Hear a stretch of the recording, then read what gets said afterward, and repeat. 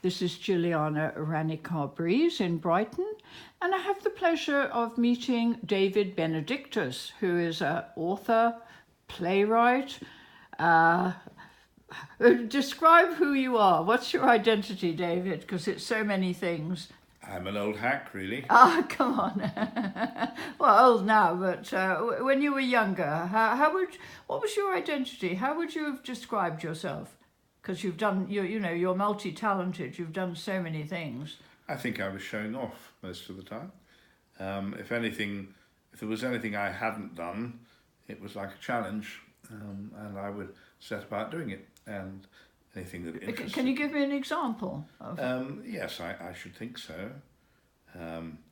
Reviewing was something that... Would that be book reviewing or film I reviewing? did everything. I did books, I did films, I did music. Theatre? I did theatre, certainly, yes. And in a way, I liked to use the opportunity of reviewing to share my enthusiasms rather than to score off people. I was very, very savage towards Edna OBrien on one occasion. Uh-huh. I had been to the Evening Standard, who had never employed me before as a theatre critic, sent me to the theatre in Watford, Palace Theatre Watford, to review Edna OBrien's version of Madame Bovary. Oh. And was this in the 70s or? No, this would probably have been in the 80s, I Okay, think, possibly okay. even the early 90s. Okay. And I thought it was awful.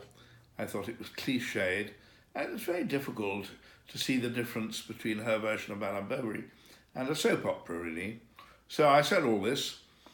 I said what a disservice I thought she'd done to Flaubert. Did you meet her as well? Well, that's going to come. And when it was published, it was clearly not to the liking of the Evening Standard, because they never employed me again. Some weeks later, I was at a party at which Edna OBrien was the first guest to arrive, and I was the second. So she cut me dead, of course. Yeah. There had been a story prior to that, where when I was working on the Wednesday play, which was the BBC television series, new plays each week for 9 months, I story edited those, and we did a play by a man called Ernie Gabler, who was an Irishman who had been married to Edna OBrien when she was young. And he had written this play, which was clearly about his relationship with Edna OBrien, but instead of calling her a writer, he called her an artist, and he turned her, as he saw it, stealing his plot ideas to use as her own, into her stealing his painting ideas to use as her own.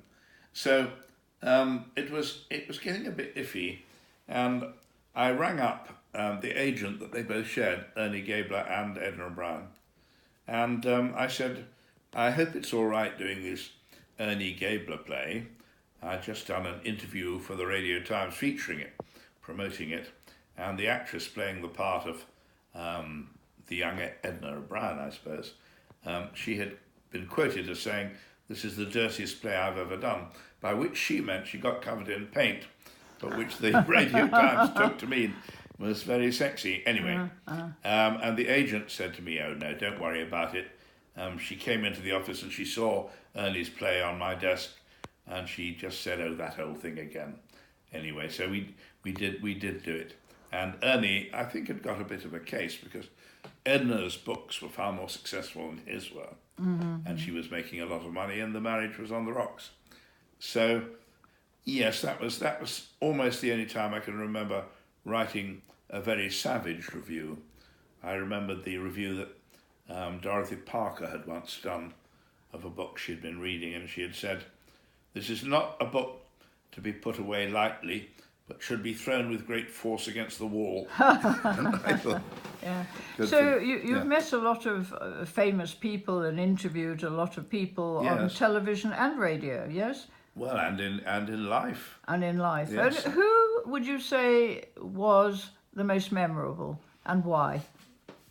It's a difficult question. I mean, I could. Who springs to mind? Well, I could say Stanley Spencer, merely because we were talking about him this morning. Right.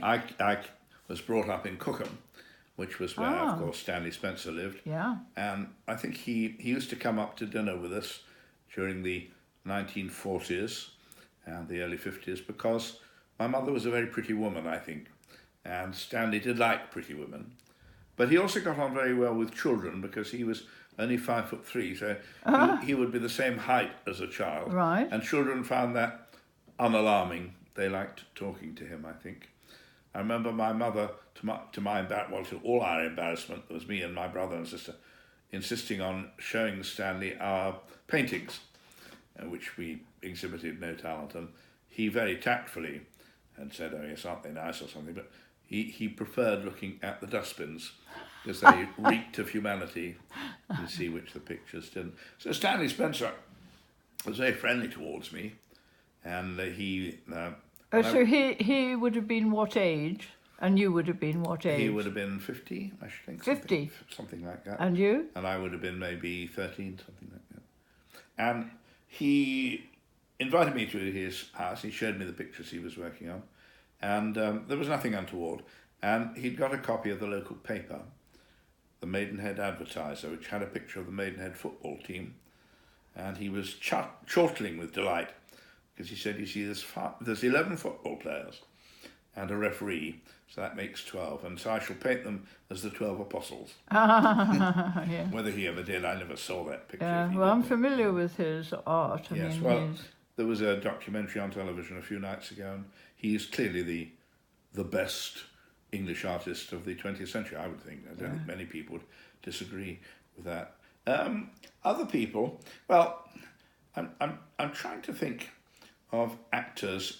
Kenneth Williams I directed, but I didn't direct him in a comedy. I directed him as Napoleon in a play by Anouilh. And he was obviously kind of chuffed at being cast in a straight play. He'd played the Dauphin in London to great success in St. Joe and Bernard Shaw's play. But did you get to know him as a man? Well, I'll come to that. In a way, you can't help it. You're rehearsing every day for a couple of weeks or maybe longer. And then he came to a party I gave, and I went to his place in the Marylebone Road. But he was very easy to offend.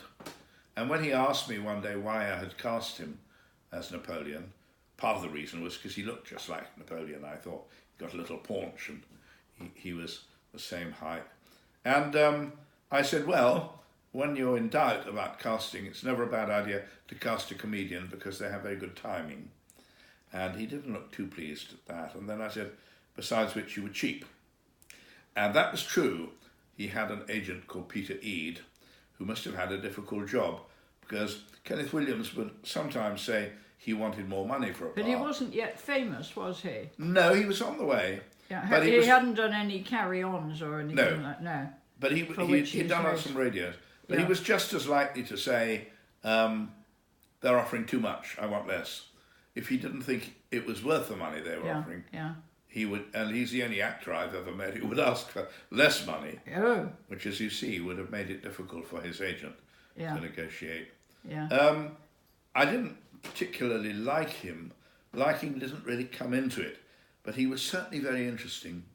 Well, one of those private people I've ever met, I think. Yes, yes. Oh, well, we'll continue in part 2. Thank you very much, David.